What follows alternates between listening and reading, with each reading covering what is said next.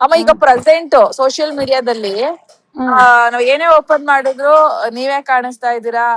ನೀವು ನಿಮ್ಮ ಜಾಗವನ್ನ ಉಳಿಸಿಕೊಳ್ಳೋದಕ್ಕೆ ಹೆಣ್ಮಗಳು ಒಂದು ದಿಟ್ಟ ನಿರ್ಧಾರವನ್ನ ಮಾಡಿದೀರಾ. ಸೊ ಎಕ್ಸಾಕ್ಟ್ ಆಗಿ ಏನಮ್ಮ ಇದು, ಎಕ್ಸಾಕ್ಟ್ ಆಗಿ ಏನ್ ಆಗ್ತಾ ಇದೆ? ಆಮೇಲೆ ಇನ್ನೊಂದ್ ನಮ್ಗೆ ಸಿಕ್ಕಿರೋ ಮಾಹಿತಿ ಏನಪ್ಪಾ ಅಂತ ಹೇಳಿದ್ರೆ, ಇದೊಂದ್ ದಂಧೆ ಶುರು ಆಗ್ಬಿಟ್ಟಿದೆ. ಬಹಳ ಹಿಂದಿನಿಂದಲೂ ಕೂಡ ಹಾಸನದಲ್ಲಿ ಈ ತರ ಈ ಜಾಗ ನಮ್ದು ಅಂತ ಹೇಳಿ ಒಳಗೊಳಗಿಂದಲೇ ಒಂದಷ್ಟು ಏನೇನೋ ಮಾಡ್ತಾರೆ ಅನ್ನೋ ಒಂದು ಸಣ್ಣ ಸುಳಿವು ಸಿಕ್ಕಿದೆ. ಇದ್ರ ಬಗ್ಗೆ ಏನಾದ್ರು ನಿಮ್ಗೆ ಇನ್ಫಾರ್ಮೇಶನ್ ಇದೆಯಾ ಹೇಗೆ ಅಂತ ಹೇಳಿ? ನೋಡಮ್ಮ, ನನಗೆ ಹಾಸನಲ್ಲಿ ಏನ್ ದಂಧೆ ಆಗ್ತಿದೆ ಅನ್ನೋದ್ರ ಬಗ್ಗೆ ನಾನು ಇದುವರೆಗೂ ಅದ್ರ ಬಗ್ಗೆ ತಲೆ ಕೆಡ್ಸ್ಕೊಂಡಿರ್ಲಿಲ್ಲ. ನಂಗೆ ಅದ್ರ ಅವಶ್ಯಕತೆ ಇರ್ಲಿಲ್ಲ. ಯಾಕೆ ಅಂದ್ರೆ ಯಶೋದ, ನಾನ್ ಈ ಮನೆ ತಗೊಂಡಿದ್ದು ಒಂದ್ ವರ್ಷ ಆದ್ಮೇಲೆ ನಾನು ಇದನ್ ತಗೊಂಡಿದ್ದು, ಯಾವ್ದನ್ನ ಸೈಟ್ ತಗೊಂಡಿದ್ದು, ಆಯ್ತಾ. ಆಮೇಲೆ ನನಗೆ ಅಷ್ಟೊಂದು ಪುರ್ಸತ್ತು ಇರ್ಲಿಲ್ಲ. ಅವ್ರು ಯಾರೋ ಏನೋ ಮಾತಾಡ್ತಾರೆ ಅದನ್ನೆಲ್ಲ ಕೇಳಿಸ್ಕೊಳ್ಳೋಷ್ಟು ನಂಗೆ ಪುರ್ಸತ್ತು ಇರಲ್ಲ. ಇದೇ ಸೈಟ್ಗೆ ಯಾರೋ ಎದುರುಗಡೆ ಒಬ್ರು ಲೇಡಿ ಒಂದ್ ಸೆಟ್ ಡಾಕ್ಯುಮೆಂಟ್ಸ್ ತಂದ್ಕೊಟ್ರು ಈ ಸೈಟ್ಗೆ. ನಂದು ತಗೊಂಡಿದೀನಿ ಅಂತ ಅವ್ರಿಗೆ ಗೊತ್ತಿಲ್ಲ. ನಾವು ಯಾವ್ದೇ ತಗೊಂಡ್ರು ಪಬ್ಲಿಕ್ ಆಗಿ ತಗೊಳಕ್ ಹೋಗಲ್ಲ. ಅದೇನ್ ಮಾಡ್ಬೇಕು, ನಮ್ ಲಾಯರು ನಮ್ ಆಡಿಟ್ರು ಮಾಡ್ತಾರೆ, ಅದ್ ಕೆಲ್ಸ ಮುಗ್ದೋಗಿತ್ತು. ಇದೇ ಡಾಕ್ಯುಮೆಂಟ್ಸ್ ಒಂದ್ಸರಿ ತಂದ್ಕೊಟ್ಟಾಗ್ಲು ನಮ್ಗಿದು ಇವ್ರ PDO ಹೆಸರನ್ನ ಸಜೆಸ್ಟ್ ಮಾಡಿದ್ರು ಅಂತ. ಯಾರ್ ಕೊಟ್ಟಿದಿ ಡಾಕ್ಯುಮೆಂಟ್ಸ್ ಅಂತ ಕೇಳ್ದೆ.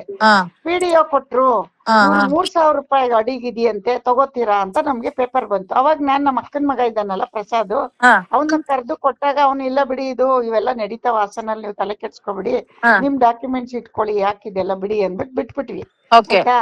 ನಾವ್ ಅವತ್ತೇ ಈ ಡಾಕ್ಯುಮೆಂಟ್ಸ್ ಇದನ್ನ ಸೀರಿಯಸ್ ಆಗಿ ತಗೊಂಡು, ನಾನು ಅವತ್ತು ಇದೇ ನಮ್ ಸೈಟ್ ಮೇಲೆ ಇನ್ನೊಂದು ಡೂಪ್ಲಿಕೇಟ್ ಮಾಡಿದಾನೆ ಅಂತ ನಾನು ಸೀರಿಯಸ್ ಆಗಿ ತಗೋಬೇಕಿತ್ತು. ನಾನ್ ಅದನ್ನ ಅಯ್ಯೋ ನನ್ಗೆ ಯಾಕಂತ ನಾನು ಬಿಟ್ಬಿಟ್ಟೆ, ಗೊತ್ತಾಯ್ತಾ. ನಾನ್ ಅವತ್ತೇ ಇದನ್ನ ಆಚೆಗೆ ಹೇಳ್ದಿದ್ರೆ ನನ್ ಸೈಟಿನ ಗಲಾಟೆಯಿಂದ ಇದು ಇಷ್ಟು ದೊಡ್ಡದಾಗ್ತಾ ಇರ್ಲಿಲ್ಲ. ಆಮೇಲೆ ಇನ್ನೊಂದ್ ಏನಂದ್ರೆ ಯಶೋದ, ಈ ಸೈಟ್ ಮೇಲೆ ಅವ್ರು ಕೋರ್ಟ್ ಆರ್ಡರ್ ತಂದಿದ್ದಾರೆ ಅಂತ ಹೇಳ್ತಾ ಇದ್ದಾರೆ ಟಿವಿಲಿ, ಕೇಳಿಸ್ಕೊಂಡಿದ್ಯಾ ನೀನು? ಹೌದೌದೌದು.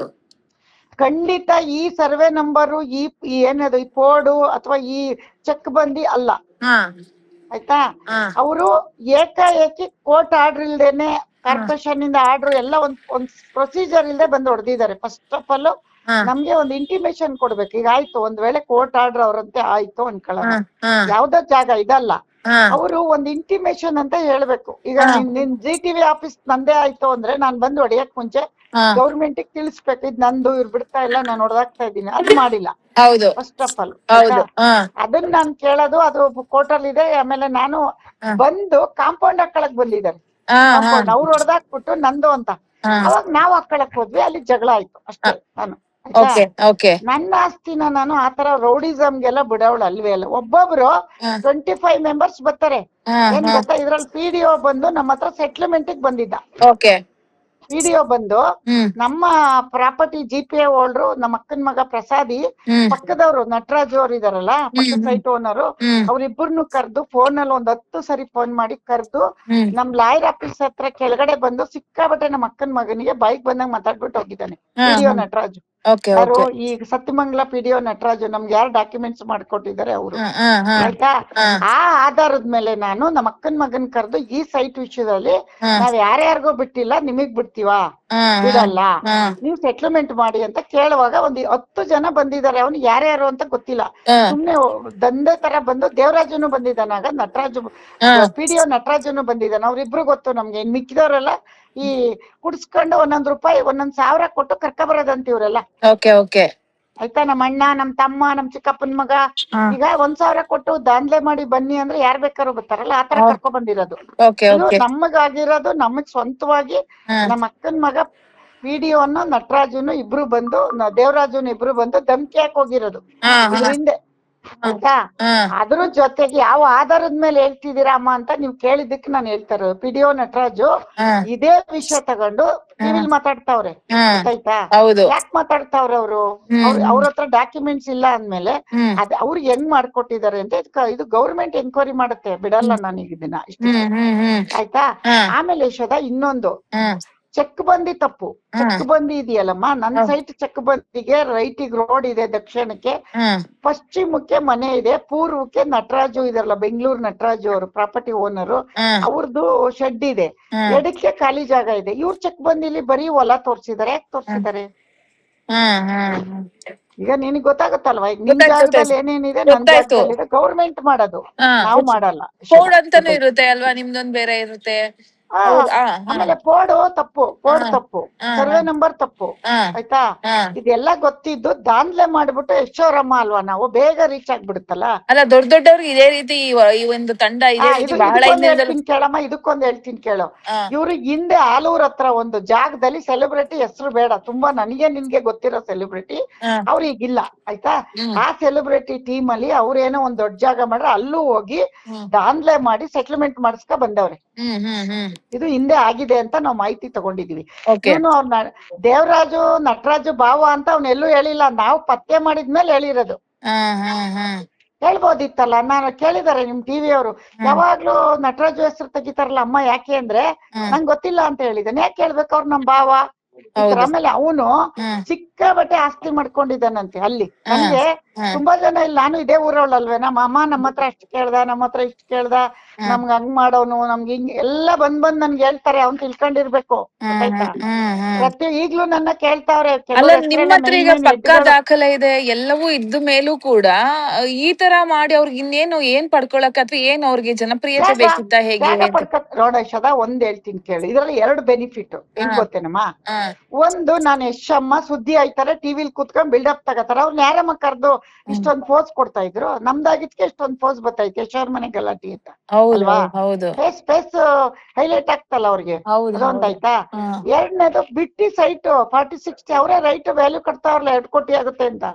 ಹೌದು, ನನಗ್ ಗೊತ್ತಿಲ್ಲ, ಅದೆಲ್ಲ ನಮ್ ಆಡಿಟರ್ ಮಾಡ್ತಾರೆ, ನಮ್ ಲಾಯರ್ ಮಾಡ್ತಾರೆ. ನನಗೆ ಅದು ಬೆಲೆ ತಗೊಂಡಾಗ್ಲೂ ಅವ್ರು ಮಾತಾಡ್ತಾರೆ, ಅದ್ ಹೋಗಿ ಮಾತಾಡಿ ನಮ್ಮ ಮನೇಲಿ ಎಲ್ರು ಮಾತಾಡಿ ಮಾಡ್ತೀವಿ, ಅದ್ ಬೇರೆ. ಆಮೇಲೆ ನಾವ್ ಅದ್ರ ವ್ಯಾಲ್ಯೂ ನೋಡಕ್ ಹೋಗಲ್ಲ, ಗೊತ್ತಾಯ್ತಾ? ಈಗ ಅವ್ರ ವ್ಯಾಲ್ಯೂನು ಹೇಳ್ತಾರೆ, ನಾವು ಪರ್ಚೇಸ್ ಮಾಡಿರೋದು 17 ಲಕ್ಷ ಅಂತ ಹೇಳ್ತಾನೆ. ಇವನ ಹತ್ರ ದಾಖಲೆ ಇದೆಯಾ? ಅವ್ನು ಹೇಳ್ತಾವನಲ್ಲ 17 ಲಕ್ಷಕ್ಕೆ ಪರ್ಚೇಸ್ ಮಾಡವ್ರೆ ಅಂತ, ಒಂದ್ ದಾಖಲೆ ತೋರ್ಸಕ್ ಹೇಳೋ. ನನ್ಗೆ ಗೊತ್ತಿರೋಂಗೆ ಮಾಹಿತಿ ಪ್ರಕಾರ ಇದು ಪಾಪ ನೀವು ನಮ್ಮ ಅಪ್ಪಾಜಿಯವರ ದುಡ್ಡದ ಹಣದಲ್ಲಿ ತುಂಬಾ ಪ್ರೀತಿಯಿಂದ ತಗೊಂಡಂತ ಜಾಗ ಅನ್ನೋ ಒಂದು ಇನ್ಫಾರ್ಮೇಶನ್. ಖಂಡಿತವಾಗ್ಲೂ ಇವತ್ ನೀನ್ ಕೇಳಿದ್ಯಾ, ಯಾರೋ ನಿಂಗ್ ಮಾಹಿತಿ ಕೊಟ್ಟವ್ರೆ ಅಂತ ಹೇಳ್ತೀನಿ ಕೇಳೋ. ಯಶ್ ಬೇಡಮ್ಮ ತಗೋಬೇಡ ಅಂತ ಹೇಳಿದ್ಕೆ ಅವ್ರ ಡ್ಯಾಡಿ ಇರ್ಲಿ ಬಿಡು, ಇರ್ಲಿ ಪಕ್ಕದಲ್ಲೇ ಅವ್ರ ಅಷ್ಟೊಂದ್ ಮಕ್ಳು ಫೀಸ್ಗೆ ಅಂತ ಕೇಳ್ತಾ ಇದಾರೆ ಅಂದ್ಬಿಟ್ಟು ಅವ್ರ ರಿಟೈರ್ಡ್ ದುಡ್ಡಲ್ಲಿ ನಾನು ಅವ್ರ ಡ್ಯಾಡಿ ತಗೊಂಡ್ವಿ. ಆಮೇಲೆ ಯಶ್ ಅದನ್ನ ಅಕೌಂಟಿಗೆ ಕಳಿಸ್ತಾ ಅವ್ರ ಡ್ಯಾಡಿಗೆ. ಬಿಡು, ಏನ್ ಮಾಡ್ದ ಗೊತ್ತಾ, ಡ್ಯಾಡಿ ತಗೋತಪ್ಪ ಖರ್ಚಿಗೆ ಕೊಡ್ತು ಅಂದೆ, ಅದಕ್ಕೆ ಬೇಡಮ್ಮ ಅಂದ್ಬಿಟ್ಟು ಅವ್ರ ಅಕೌಂಟಿಗೆ ಅವ್ರ ಡ್ಯಾಡಿಗೆ ಹಾಕ್ದ ದುಡ್ಡ, ಖರ್ಚಿಗೆ ಕೊಟ್ಬಿಡಮ್ಮ ಡ್ಯಾಡಿಗೆ ಅಂತ. ಒಂದೇ ದಿನ ಅವ್ರ ಮ್ಯಾನೇಜರ್ ಚಕ್ಲಿ ಅಂತ ಇದಾನಲ್ಲ, ಅವ್ರಿಗೆ ಹೇಳ್ಬಿಟ್ಟು ಅಕೌಂಟಿಗೆ ಟ್ರಾನ್ಸ್ಫರ್ ಮಾಡಿಸ್ಬಿಟ್ಟ. ಅದು ಎಷ್ಟೇ ಬರುತ್ತೆ ಒಂದ್ ರೀತಿಲಿ.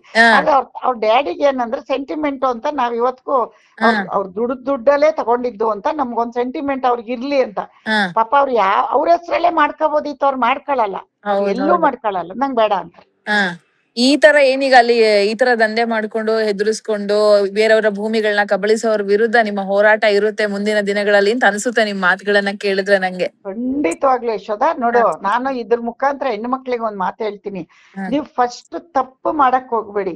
ಸರಿಯಾಗಿದ್ದಾಗ ನೀವ್ ಎದುರ್ಕಳ್ದೆ ಯಾವ ಮಿನಿಸ್ಟ್ರು ಸೊಸೆ ಆದ್ರೂ ಇನ್ನೊಬ್ರಾದ್ರೂ ಸ್ಟಾರ್ ಅಮ್ಮ ಆದ್ರೂ ನಿಮ್ಮ ನ್ಯಾಯ ಕೇಳೋದು ನಿಮ್ಮ ಹಕ್ಕು. ಪ್ರತಿಯೊಂದು ಹೆಣ್ಣು ಮಕ್ಳಿಗೂ ನಾವು ನಿಂತ್ಕೋಬೇಕಾದವ್ರು ನಾವೇ ಎದ್ರಕೊಂಡು ಹಿಂದೆ ಹೋಗ್ಬಿಟ್ರೆ ಮತ್ ಸಮಾಜದ ಗತಿ ಏನಮ್ಮ? ಹೌದು. ಈಗ ನೀವೆಲ್ಲ ಅಮ್ಮ ನನ್ಗೆ ನೀವು ಇನ್ಸ್ಪಿರೇಷನ್ ಅಂತ ಇಷ್ಟಪಟ್ಟು ಟಿವಿಲಿ ಇಂಟರ್ವ್ಯೂ ಮಾಡುವಾಗ ಅಥವಾ ನಮ್ಗ್ ಸಿಕ್ಕಿದಾಗೆಲ್ಲ ಹೇಳ್ತೀರಾ, ಎಲ್ ಸಿಕ್ಕಿದ್ರು ಅಮ್ಮ ನೀವು ರ್ಯಾಂಬೋ ಏನೇನೋ ಬಿರುದುಗಳು ಕೊಡ್ತೀರಾ. ಅದಕ್ಕೆ ನಾವು ನೋಡಮ್ಮ, ಫಸ್ಟ್ ಆಫ್ ಆಲ್ ಹಂಗ ಅಂದ್ಬಿಟ್ಟು ನನಗೆ ಸ್ಟಾರ್ ಮನೆಯವರು ಅಂತ ಹೆಂಗ್ ಬೇಕಂಗ್ ಮಾತಾಡೋದಲ್ಲ. ಅದಕ್ಕೆ ನಮ್ಮ ಹತ್ರ ಸತ್ಯ ಇರ್ಬೇಕು, ನಾನ್ ಹೇಳೋದು. ಆಮೇಲೆ ಯಶೋದ, ಇದ್ರ ಮುಖಾಂತರ ನಾನು ಆಡಿಯನ್ಸ್ಗೆ ಮೆಸೇಜ್ ಮಾಡೋರ್ಗೆ ಒಂದ್ ಮಾತು ಹೇಳ್ತೀನಿ, ದಯವಿಟ್ಟು ನೀವು ಯಶನ್ನ ನನಗ್ ಕಂಪೇರ್ ಮಾಡ್ಬೇಡಿ. ನಾನು ಇಷ್ಟ ಲೆವೆಲ್ಗೆ ಹೋಗಕ್ ಖಂಡಿತ ಆಗಲ್ಲ. ಯಶ್ಗೆ ನಾನ್ ಮಗನೇ ಇರ್ಬೋದು, ನನಗ್ ರೀಚ್ ಮಾಡಕ್ ಆಗಲ್ಲ, ಗೊತ್ತಾಯ್ತಾ? ಅದ ಅವ್ನ್ ಪ್ರತಿಫಲ. ಹಂಗನ್ಬಿಟ್ಟು ನಾನು ಯಶಮ್ಮ ಅನ್ಬಿಟ್ಟು ನಾನು ಹಂಗಂತ ನನ್ನ ಹತ್ರ ಇರೋದ್ನೆಲ್ಲ ನಾನ್ ತಗೊಂಡೋಗಿ ಎಲ್ಲ ಸುರಿಯಕ್ ಆಗಲ್ಲಪ್ಪ. ನಾವು ಕಷ್ಟಪಟ್ಟು ತಗೊಂಡಿದೀವಿ. ದಯವಿಟ್ಟು ಮೆಸೇಜ್ ಮಾಡೋರಾಗ್ಲಿ ಅಥವಾ ಇನ್ನೊಬ್ರು ತಪ್ಪು ಅಭಿಪ್ರಾಯ ತಿಳ್ಕೊಳ್ಳೋರಾಗ್ಲಿ ಅಥವಾ ಯಶ್ ಆಡಿಯನ್ಸ್ ಅಥವಾ ಯಶ್ ಫ್ಯಾನ್ಸ್, ದಯವಿಟ್ಟು ನನ್ ಬಗ್ಗೆ ತಪ್ಪು ತಿಳ್ಕೊಬೇಡ್ರಪ್ಪ. ನಾವ್ ಯಶಮ್ಮ ಅಂತ ಯಾವತ್ತು ಎಲ್ಲೂ ಅದನ್ನ ತಲೆಗೆ ಹಾಕೊಳ್ಳಲ್ಲ, ಹಿಂದೂ ಹಾಕೊಂಡಿಲ್ಲ, ಮುಂದೂ ಹಾಕೊಳ್ಳಲ್ಲ. ನಿಮ್ ಅಣ್ಣನೇ ಎಷ್ಟೋ ಸರಿ ಹೇಳಿದಾರೆ, ಎಲ್ಲೂ ನನ್ನ ಹೆಸರು ಹೇಳಲ್ವಲ್ಲಮ್ಮ ನೀನು ಅಂತ. ನಾನು ಹೇಳಲ್ಲ, ನಂಗೆ ಅವಶ್ಯಕತೆ ಇಲ್ಲ. ಅವ್ನು ಒಳ್ಳೆ ಹೆಸರು ಮಾಡಿದ್ದಾನೆ, ನನ್ಗೆ ಒಳ್ಳೆ ಹೆಸರು ತಂದು ಕೊಟ್ಟಿದ್ದಾನೆ. ಅದಕ್ಕಿಂತ ನನಗೆ ಬೇಕು ಅಂದ್ರೆ ಕೋಟಿಗಟ್ಲೆ ಇವತ್ತು ಕೊಡ್ತಾನೆ, ಇಸ್ಕೊಬಲ್ಲ, ಟಿವಿ ಕುತ್ಕೊಂಡು ಇಸ್ಕೊಳ್ಳ ನನ್ ಮಗಂತ ದುಡ್ಡ ನನಗೆ ಅವಶ್ಯಕತೆ ಇಲ್ಲ. ಯಾಕೆ ಅಂದ್ರೆ ಬೇಕಾದಷ್ಟು ಕೊಟ್ಟಿದ್ದಾನಮ್ಮ, ನನಗೆ 100 ಎಕರೆ ತೋಟ ಕೊಡ್ಸಿದ್ದಾನೆ, ಆರಾಮಾಗಿರಿ ಅಂತಾನೆ. ನಮ್ ಖುಷಿಗ್ ನಾವ್ ಮಾಡ್ಕೊಂಡಿದೀವಿ, ಗೊತ್ತಾಯ್ತು. ಹಂಗನ್ಬಿಟ್ಟು ನಾನು ಯಶೋರಮ್ಮ ಅಂತ ನನ್ನ ಸ್ವಂತಿಕೆನ ಕಳ್ಕೊಂಡು ನಾನು ದುಡ್ಕೊಂಡು ನಾನು ಎಲ್ಲೋ ಮೂಲೆಯಲ್ಲಿ ಕುತ್ಕೊಂಡು ನಮ್ಮ ಯಶ್ ಮನೆಯಲ್ಲಿ ಸ್ಟಾರ್ ಗಿರಿ ಮಾಡೋದು ನನಗ್ ಇಷ್ಟ ಇಲ್ಲ, ಗೊತ್ತಾಯ್ತೇನಮ್ಮ. ಹೇಳಮ್ಮ, ನಾನು ಸಿನಿಮಾಗೆ ಕರ್ದಾಗ್ಲು, ಸಿನಿಮಾ ಮಾಡಕ್ ಕರ್ದಾಗ್ಲು ನಾನು ಅವ್ನ್ ಸ್ವಂತಿಕೆಯಿಂದ ಬಂದಿದ್ದೀನಿ. ಯಶಮ್ಮ ಅಂತ ನಾನು ಎಲ್ಲೂ ನೋಡ್ಬೇಡಿ. ನಂದೇನಮ್ಮ, ಎಷ್ಟೆಲ್ಲ ಮಾಡಿದ್ದಾನೆ, ನಂದೇನು. ಹೌದೌದು. ನೀನು ಮಾಡ್ಬೇಕು. ನಿಮ್ ಯಜಮಾನ್ರು ನಿಂಗೆ ಎಷ್ಟೇ ತಂದ್ಕೊಟ್ರು ನೀನು ಮಾಡು, ಯಾರ್ ಬೇಡ ಅಂತಾರೆ. ಒಳ್ಳೆ ರೀತಿಲಿ ಮಾಡು, ಮಾಡ್ಕೋ. ಹೆಣ್ಣು ಮಕ್ಳು ಯಾರು ಮಾಡ್ಕೊಳಲ್ಲ. ಒಬ್ರು ಆಚೆ ಹೋಗಿ ದುಡಿತಾರಮ್ಮ, ನಾವ್ ಮನೇಲಿ ಇದ್ ಮಾಡ್ಕೊಂಡು. ಈಗ ನಮ್ಮ ಯಜಮಾನ್ರ ದುಡ್ಡ ನಾನ್ ಪ್ರಾಪರ್ಟಿ ಮೇಲೆ ಹಾಕಿದೀನಿ, ಅದು ಮುಂದಕ್ ಬೆಳೆಯುತ್ತೆ, ಅದೇ ನಮ್ ಸಂಪಾದನೆ. ಅರ್ಥ ಮಾಡ್ಕೋ. ಯಶೋರಮ್ಮಂಗೆ ಎಲ್ಲಿಂದ ಬಂತು ಅಂತ ಕೇಳ್ತಾರಲ್ಲ, ಇದೇ ತರ ನನ್ ದುಡ್ಡು. ನನ್ ಮೈಸೂರಲ್ಲೂ ನನ್ನ ಹೆಸರಲ್ಲಿ ಸೈಟ್ ಇದೆ, ಗೊತ್ತಾಯ್ತಾ. ಎಷ್ಟು ತೋಟ ಕೊಡ್ಸಿದಾನೆ 2 ಎಕರೆ.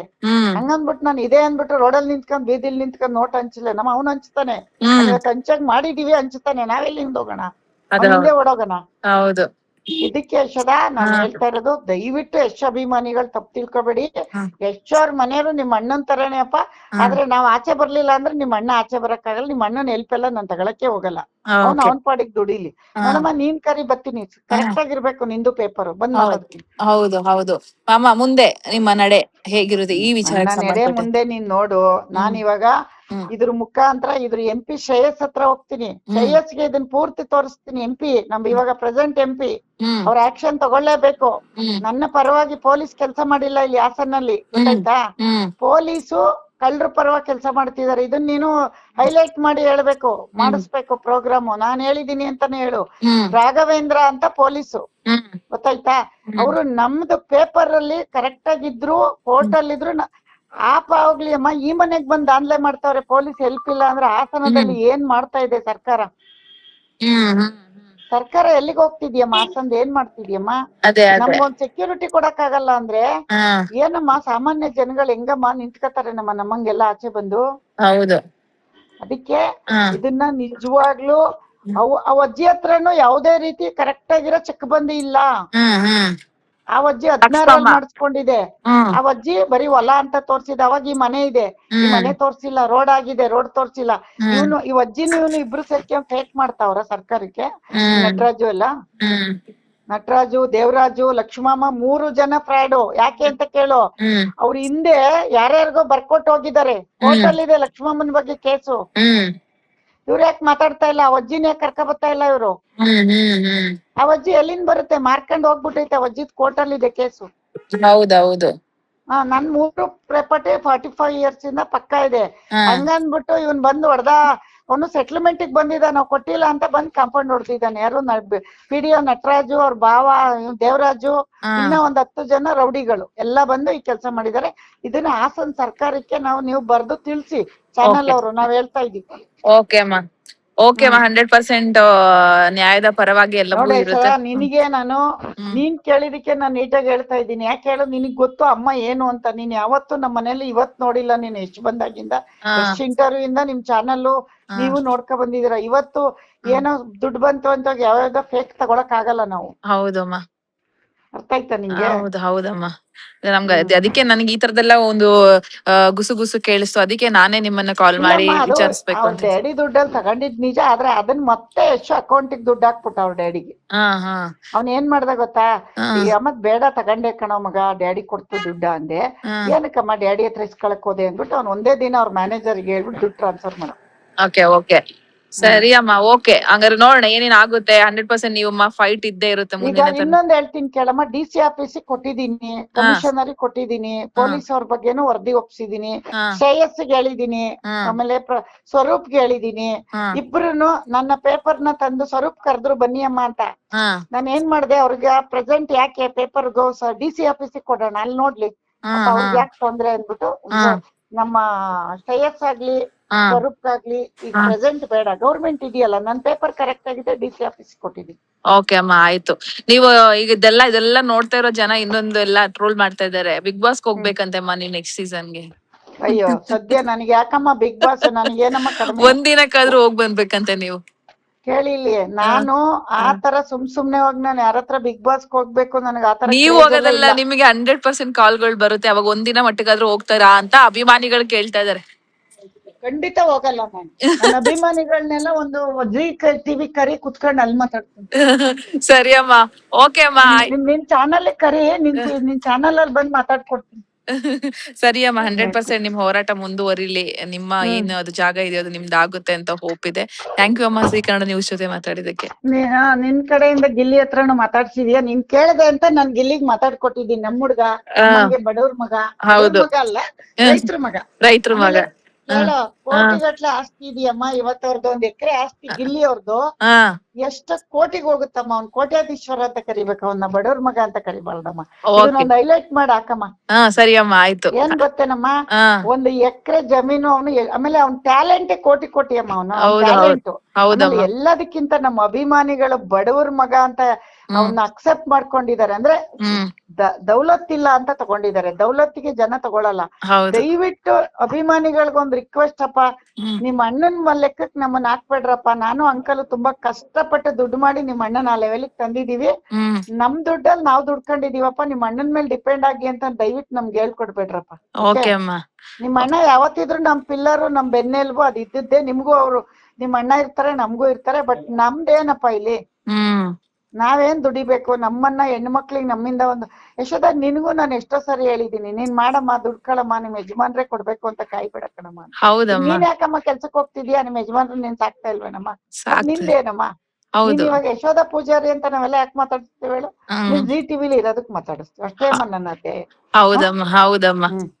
ಒಳ್ಳೇದಾಗ್ಲಿ ನಿನ್ಗೆ. ನಾನು ಏನೇ ಇದ್ರು ನಂಗೆ ಗೊತ್ತು ನಿನ್ಗೆ.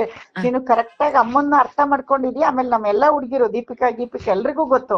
ಇದನ್ನ ಕ್ಲಾರಿಟಿ ಕೊಡ್ಬೇಕು. ಇವಾಗ ನಾನ್ ಪೇಪರ್ನ ಫುಲ್ ಸ್ಟಡಿ ಮಾಡ್ದೆ ಕುತ್ಕೊಂಡು. ಅಂದ್ರೆ ನಾನ್ ಲಾಯರ್ ಕೂರ್ಸ್ಕೊಂಡು, ನೋಡ್ರಿ ಈಗ ಅವ್ರಿಗೂ ನಮ್ಗೂ ಇರೋ ವ್ಯತ್ಯಾಸ ಏನ್ರಿ ಹೇಳ್ರಿ ಅಂತ ಎಲ್ಲ ಕೇಳ್ಕೊಂಡಿದ್ದನ್ನ ಮಾಹಿತಿ ಕೊಡ್ತಾ ಇದ್ದೀನಿ. ಓಕೆ ಅಮ್ಮ, ಆಯ್ತು. ಧನ್ಯವಾದ ಅಮ್ಮ. ಓಕೆ ಅಮ್ಮ, ಥ್ಯಾಂಕ್ ಯು ಅಮ್ಮ. ನಿಂಗೆ ಹಿಂಗೆ ಎಲ್ಲ ಒಳ್ಳೇದಾಗ್ಲಿ. ನಿನ್ ಮಗನು ನಿನ್ನಷ್ಟೇ ಒಳ್ಳೆ ಎತ್ತರಕ್ಕೆ ಬೆಳೀಲಿ ಅಮ್ಮ. ಓಕೆ ಅಮ್ಮ, thank you so much. Thank you.